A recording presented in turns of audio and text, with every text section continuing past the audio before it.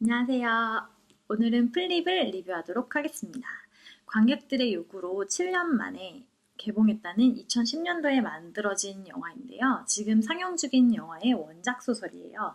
저는 소설을 읽고 너무 재밌어가지고 집에서 TV로 이제 영화를 구매해서 봤는데, 결론을 얘기하자면 영화는 정말 소설의 단면들을 줄거리로 잘 표현을 해놨던 것 같고, 책이 더 섬세하고 자세하고 이제 책에서 이 이야기 안에서 벌어지는 사건들의 개연성이라든지 등이 좀 더 이해가 잘 가도록 풀어져 있어요. 물론 영화로만 봐도 재미있긴 한데 제 신랑은 영화만 같이 봤는데 재밌었다고 좋아하더라고요. 저는 책보다는 아쉬웠지만 꽤 재밌게 봤었고, 영화의 첫 장면이 아주 많이 본 것 같아가지고 이거 혹시 내가 봤던 영화 아닌가 하면서 시작을 했었는데, 여러 TV에 삽입되었거나 아니면 짤이라고 해가지고 블로그나 이런 것들에 많이 쓰여지는 장면이었어요. 아주 익숙해가지고 설마 내가 봤던 영화인가 했었거든요. 근데 역시 7년이나 시간이 지난 후에 우리나라에서 개봉해서 그런 것 같고, 우선 책은 굉장히 얇아요. 얇고 가볍고 영화의 한 장면과 그다음에 아주 예쁜 핑크색으로 이제 이렇게 되어 있고요. 가벼워서 들고 다니시면서 읽기에도 정말 딱일 것이라는 생각이 들긴 하는데, 저 같은 경우에는 손에 들자마자 굉장히 몰입을 해가지고 잘 읽어서 한 두 번 만에 다 읽었거든요. 그래서 뭐 들고 다니실 일이 있을까 생각이 들기도 하고, 나도 모르는 사이에 그 작은 사춘기 아이들의 이야기 속으로 쏙 빠져들면서 한 자리에서 충분히 읽으실 수 있는 그런 책이라는 생각이 듭니다. 아주 따뜻하고 유쾌하고 순수해서 다 읽고 나면 무언가 조카의 성장을 옆에서 바라보고 있는 듯한 그런 느낌 있잖아요. 그런 기분이 들고, 인물은 크게 보면은 여기 나와 있는 나무 위에 있는 줄리라고 여자아이와 이제 브라이스 둘의 관계가 가장 중요하고요. 여자아이와 남자아이의 이야기고, 그 밖에 읽으면서 브라이스의 아버지, 그리고 브라이스의 외할아버지, 그리고 줄리의 아버지가 저는 굉장히 중요한 인물이라고 느껴지더라고요. 줄리와 브라이스는 7살 때 처음 만나서 줄리는 아주 아주 사랑하게 되고, 또 브라이스는 줄리를 아주 아주 싫어하게 되는데, 줄리는 첫눈에 반해서 둘의 관계가 이제 엮이게 되거든요. 브라이스가 성장해 나가면서 줄리와의 관계와 관련해서 여러 가지 행동들을 하고, 뭐 어떨 때는 굉장히 정당하지 못한 행동들도 하는데, 이제 그런 것들을 통해서 성장해 나가고 어떻게 이 둘의 사랑이 점점 발전해 나가는지 혹은 시작돼 나가는지를 볼 수 있는 소설입니다. 브라이스는 상당히 비겁한 캐릭터로 나오는데, 그 시작은 제가 보기에는 아버지의 한 행동에서부터 시작했다고 생각을 하거든요. 7살 때 브라이스가 이제 줄리네 앞집으로 이사를 오면서 줄리가 이삿짐을 풀지도 않은 브라이스와 아버지에게 막 뛰어가는데요. 막 도와준다고 하면서 그 사이에 끼어들게 돼요. 근데 그때 이제 브라이스는 어쩔 줄 몰라 당황해하고, 브라이스의 아버지는 줄리 보고 아무것도 만지지 말라고 이렇게 말을 하면서 이제 관계가 시작이 되는데, 브라이스한테 잊지도 않은 엄마와의 약속을 언급하면서 아빠가 이제 살짝 그 상황에서 한 사람을 배제하게 해주는 그런 역할을 하거든요. 그런 작은 행동에서부터 뭔가 좀 비겁하거나 아니면 겉과 속이 다르게 행동하는 그런 모습을 브라이스가 배웠지 않았나 싶기도 하고요.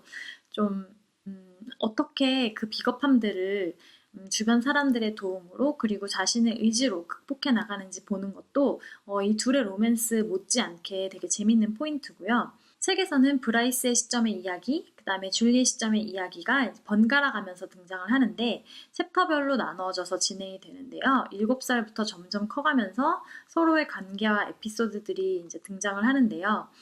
같은 사건에도 어떻게 서로 마음이 그렇게 다를 수가 있는지, 그리고 어떻게 그렇게 둘이 다르게 기억을 하는지 보는 내내 킥킥거리는 웃음을 멈출 수가 없을 정도였어요. 영화에서는 아주 작게 다뤄지는 계란 사건 같은 것들도 책을 읽으면 얼마나 줄리에게 소중한 달걀이었는지, 그리고 브라이스는 왜 줄리에게 말을 못하고 그런 식으로밖에 일을 처리를 못하게 되는지가 좀 더 이해를 하게 되고, 브라이스가 더욱 한심해 보이는 계기가 되기도 하고, 영화에서는 그 에피소드를 2주간이라고 말을 하지만 책에서는 자그마치 2년간 반복된 행동이었거든요. 그런 식으로 이제 짧게 줄이고 스치듯 지나가서 아쉬운 에피소드들이 영화의 책에 비해서 좀 많았던 것 같고, 하지만 영화에서도 훌륭한 점이 많았는데 줄리가 이제 사랑하는 플라타너스 나무에 올라가서 세상을 보는 장면이라든지 아니면 아빠가 선물한 그림이 이제 실제로 영상으로 보여지는 것, 그리고 이제 마지막 장면들 같은 것들은 책을 읽을 때랑은 또 다르게 시각적으로 보게 되니까 제 상상이랑은 다른 점도 있었고 비슷한 것도 있었고 좀 더 색깔을 입히는 느낌으로 좀 또 다르게 감동이고 실제로 이제 느껴지는 느낌이 있어서 좋더라고요. 여담이지만 이제 플라타너스 나무를 저희 엄마가 굉장히 싫어하시는데 서울에 되게 많잖아요. 강남역에도 되게 많고 서초구에 굉장히 많은데 아주 크고 예쁜데 엄마는 아기 때 이제 그 나무에서 떨어지는 송충이들이 싫으셨대요. 그래가지고 플라타너스가 이제 싫은 기억으로 기억이 되는데 저는 봄, 여름에는 굉장히 예쁘고 커서 좋은데 겨울에는 좀 나뭇가지가 이렇게 뭉뚱한 다음에 가지가 이렇게 퍼져 나오거든요. 그래서 좀 못생겨서 안타까운 나무라고 생각하고 있었거든요. 근데 이제 이 플립을 읽으면서 플라타너스 나무에 대한 새로운 추억이 생긴 것 같아서 저는 개인적으로 좋았고, 저는 2일 동안 짧게 시간을 내서 독서를 하고, 그 다음에 독서가 끝난 그날 이제 영화까지 봐서 아예 플립 데이가 됐는데, 둘 다 장단점이 있긴 했지만, 영화가 재밌으셨다면 플립 소설도 충분히 재밌을 것이라는 생각이 들고, 또 플립 소설을 읽으신 분들은 영화를 보실 수 있으면은 또 비교하는 재미가 저처럼 있으실 것 같아요. 책의 앞쪽에 보면 누구나 일생에서 단 한 번 무지개 빛깔을 내는 사람을 만난다 라고 써 있는데 이게 외할아버지가 브라이스에게 하는 말인데요. 줄리를 염두에 두고 한 말인 것 같은데 외할아버지가 외할머니를 설명하면서 하거든요. 근데 제가 보기에 줄리는 사실 그렇게 특별한 캐릭터는 아니거든요. 확실히 매력은 있지만 아기여서 그런지 모르겠지만 평범함에서도 특별함을 발견하고 사랑스러움을 발견하고 그리고 일상에 대한 고마움을 아는 굉장히 어른스러운 아이예요. 근데 어른의 눈으로 봐서 그런지 모르겠지만 막 무지개 빛깔을 낼 정도로 이렇게 특이하고 막 그런 사람은 아니었거든요. 뭐랄까 하이틴 소설다운 그런 정도의 인물의 깊이랑 그리고 그런 정도의 개연성이 있어서 어쩌면 단점일 수 있는데 조금 더 그래서 독자를 이야기가 그런 사춘기 소년 소녀들의 이야기일 것이라는 느낌을 주게 하는 것 같아요. 그래서 저는 이게 나름 장점인 것 같고요. 오랜만에 귀여운 느낌을 들게 하는 그런 소설이었고 딱 표지에 핑크 색깔 같은 그런 소설이었어요. 이런 핑크색에서 연상되는 감정들이 숨어있는 이야기였습니다.